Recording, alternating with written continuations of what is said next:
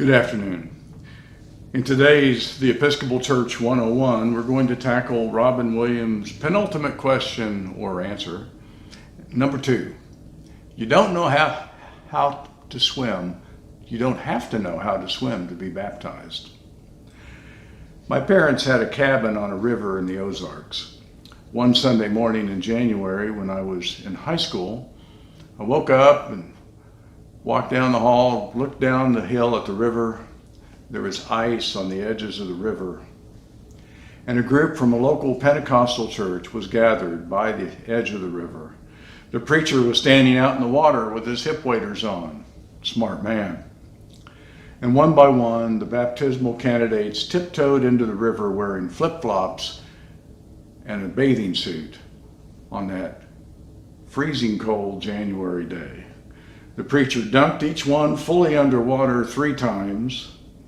They came up gasping for breath, not because they were underwater too long, but because they were literally freezing in that 40-degree water.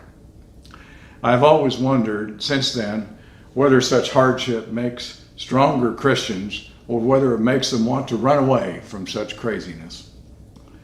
The word baptize in Greek means to be fully immersed in water. But when the water is near freezing, do we really have to take it so literally? In the sacrament of the Lord's Supper, we take only a small wafer of bread instead of a nourishing piece, and we only take a sip of wine instead of a whole cup. The sacramental elements are symbolic of what Jesus commands us to do. In the same way, we baptize by sprinkling warm water on the forehead. It symbolizes our full immersion into the water, our dying to the old self, and our rising again to new life in Christ.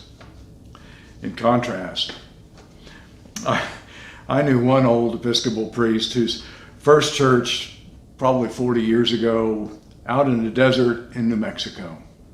He befriended cowboys at the local bar, and when they finally asked to be baptized, he took them to the railroad station where they stood under the steam locomotive watering station, and 3 times he pulled down that spout, dousing them with about 5 gallons on each pull.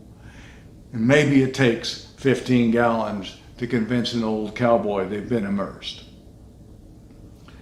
Episcopalians take the Bible seriously, but not literally. We like to have fun.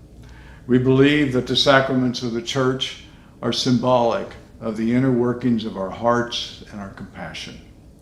We try to follow Jesus in the things he did, and we don't have to know how to swim to follow Jesus.